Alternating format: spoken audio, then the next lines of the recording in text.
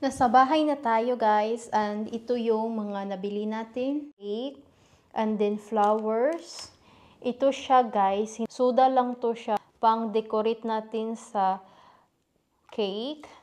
Finally, makapag-celebrate na tayo ng 300 subscribers, and may flowers tayo dito. For you too guys, para sa inyong mga suporta sa akin, and then yung cake.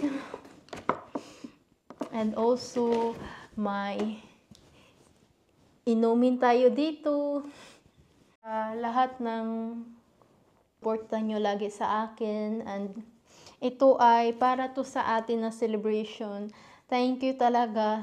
Sobra akong papasalamat sa inyo na nandyan kayo lagi. Nag-watch, nag-comment kayo, and nagla-like kayo. Ang laking tulong ng connect nyo sa akin. Lagay natin tong flowers sa base, and then dito ko to siya ilagay sa ating coffee table.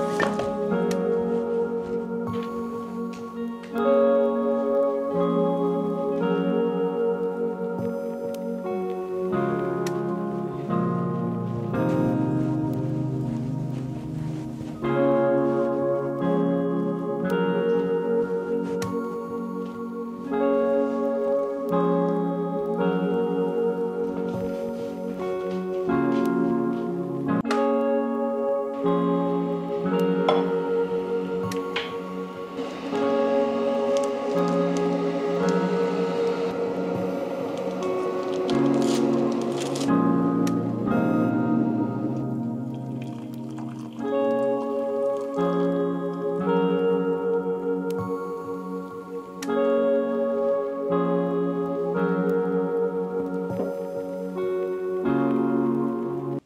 morning guys! Mag-chill lang tayo sa morning na to. Wala man tayong pasok. Mag-ice roller tayo while mag-antay tayo na lalamig yung ating tea. Kapag ito yung mug na gagamitin ko, matagal siyang lalamig. So need natin ng time mag-antay para mainom natin yung tea. Mag-chill lang tayo sa morning na to. Wala tayong pasok.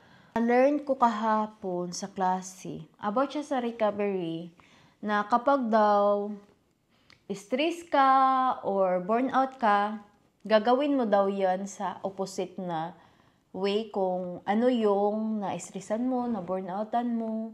For example, no, na-burnout ka kay dahil ang dami mong ginagawa. I-try mo siya na i-prioritize lang bitaw yung mga importante kaya para hindi ka 100%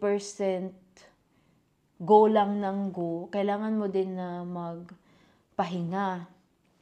Like sa akin, no, nung exam kay sunod-sunod man, so wala ako magandang tulog. And then na-burn out ako, ang lagi ako nag-iisip. Yun talaga, normal lang yan sa akin kapag may exam. And then, after sa exam, makatulog na akong maayos. Tinatry ko yung best ko na gagawin yung mga bagay para makatulog ako. So, mga 4 p.m. na, hindi na ako iinom ng coffee. Pag-exam, and then mag-study ako, lagi akong nag-coffee kahit 5 p.m. Wala akong pinipili. Basta lang magkaroon ako ng energy. Pero after sa exam, hindi ako iinom. Mas more ako tea. And then also, di ba, sa kakagamit, bitaw natin ng social media, lagi tayong nag-scroll. And then, nakakapagod din. So, para hindi tayo masyadong magpagod, list tayo sa paggamit ng social media para hindi gaano mag-isip ng grabe yung utak natin.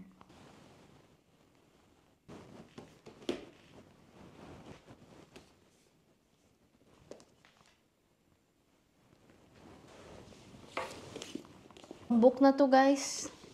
Hindi ko pa talaga siya matapos-tapos. Yung ating journal today, hindi to naka-structure. Notebook lang to siya. Nasulatan ko kung ano yung iniisip ko, sa aking feelings, mga hinanakit ko, pasalamat.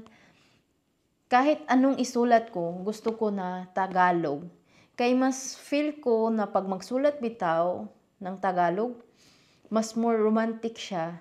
Pero kapag sa talk naman, mas prepare ko na magbisaya ako. Kailangan ko i-push yung sarili ko na magtagalog. Kaya hindi man lahat ng Pilipino makaintindi ng Bisaya. Kaya magtagalog ako. Kahit hirap na hirap talaga ako magtagalog. Yung date natin today, 22 October.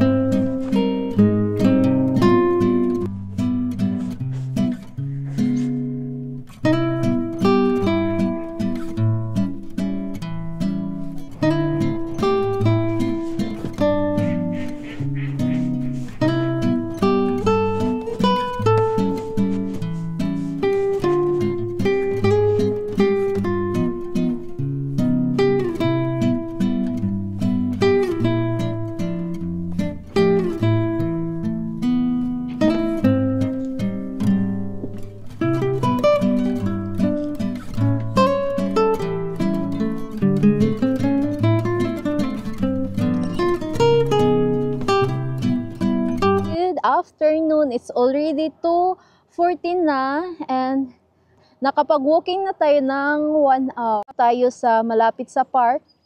Yung marami bitang roses na pinuntahan natin nung summer. Kunti na lang yung lakarin natin.